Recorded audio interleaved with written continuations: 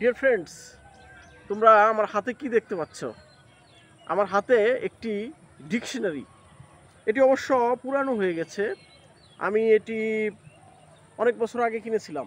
মানে আমার জীবনে প্রথম আমি যে ডিকশনারিটি মুখস্থ করেছি সেটি হচ্ছে এটি।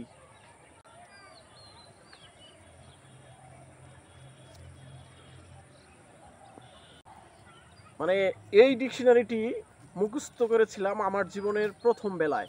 অর্থাৎ আমি যখন প্রথম ইংলিশ প্র্যাকটিস করি, বিশেষ করে স্পোকেন প্র্যাকটিস করি, স্পোকেন প্র্যাকটিসের শুরুতে আমি এই ছোট ডিকশনারিটি মুখস্থ করেছিলাম।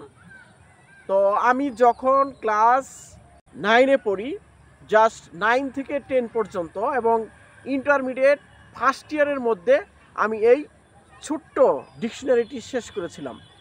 তো এইটা মুখস্থ করার জন্য আমার উপকারটা কি হয়েছে? উপকার হয়েছে একটি, সেটা হচ্ছে অনেকে বলে যে স্পোকেন করার সময়, স্পোকেন করতে গিয়ে অনেকেই ওয়ার্ড মিনিংয়ে আটকে যায়, অর্থাৎ ওয়ার্ড মিনিংয়ের সমস্যায় ভোগে।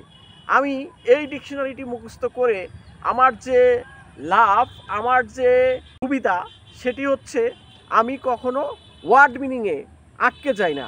আমার যথেষ্ট ওয়ার্ড স্টক রয়েছে। Because of what? Because of cramming this dictionary. I am myself very happier indeed.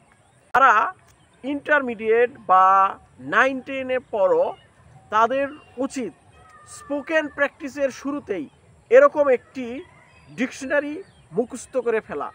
Spoken প্র্যাকটিসের শুরুতে এরকম একটি ডিকশনারি মুখস্থ করতে পারো, তাহলে তোমরা প্র্যাকটিস করার সময় ওয়ার্ড মিনিংয়ে যে আটকে যাওয়া, এই আটকে যাওয়া টেন্ডেন্সিটা তোমাদের ভিতরে থাকবে না।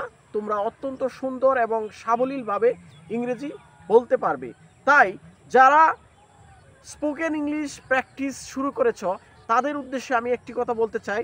তোমরা স্পোকেনের শুরুতেই অক্সফোর্ডের এরকম ছোট্ট একটি ডিকশনারি 1 কিংবা 2 বছরের মধ্যে মুখস্থ করে ফেলো।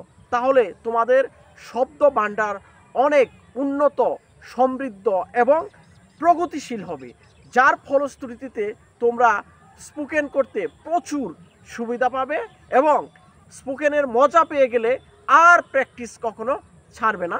তোমাদের আইএলটিএস স্কোর অনেক বেশি আসবে। Many person or many people, they may utter you or criticize you in different way. Never take those things from the deepest heart. Telling this, I would like to end my speech. Thank you very much.